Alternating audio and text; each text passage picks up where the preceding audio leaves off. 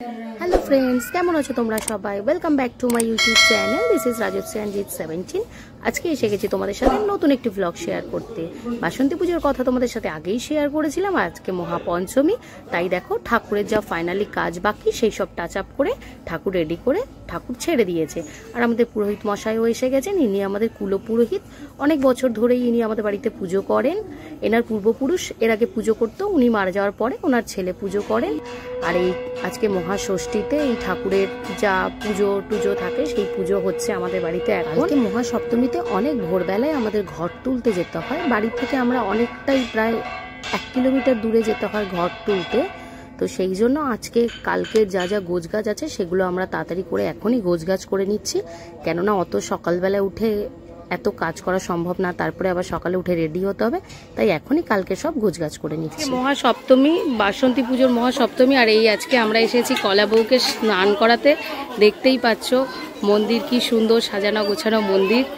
এটা আমাদের এখানকার কি শিব মন্দির। তো এই দেখো সবাই মিলে সেজে গুজে দাঁড়িয়ে আছে, এরা সব আমাদের বৌমা হয়, এটা তো আমার বৌদি তোমরা জানো। আর একে দেখো একটা ছোট্ট পুচকি,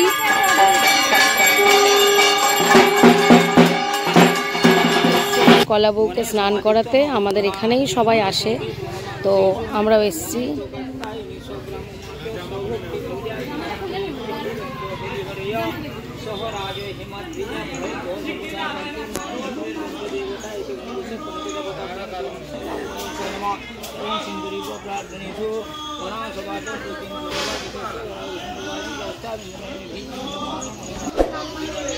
এই দেখো আমার মা হাত ভেঙে গেছে তোমরা জানো, তা এই গরমের মধ্যে একদম ঘেমে স্নান করে যাচ্ছি আমরা, প্রচন্ড গরম। এখন সোনা পুচকি বলো হাই,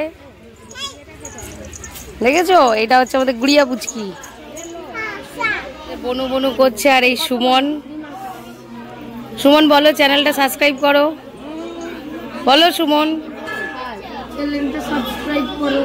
এটি আমাদের এখানকার বাসুদেব মন্দির, এটি খুব জাগ্রত একটি মন্দির। আর দেখো প্রতিদিন এখানকার ভিড়টা দেখেছো, আর বাসুদেব হলেন মহাদেবেরই একটি অংশ।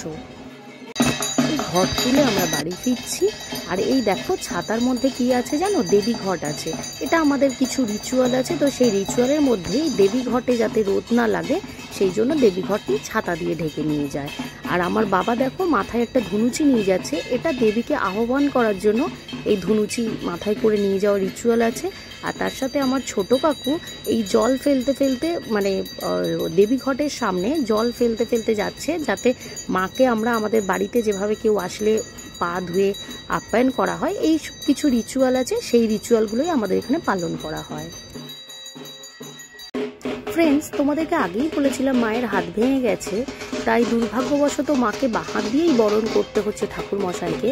অ্যাকচুয়ালি মা বরণ করতে চাইছিলেন না, মা প্রতি বছরই বরণ করতেন, তো মা এবারে চাইছিলেন না।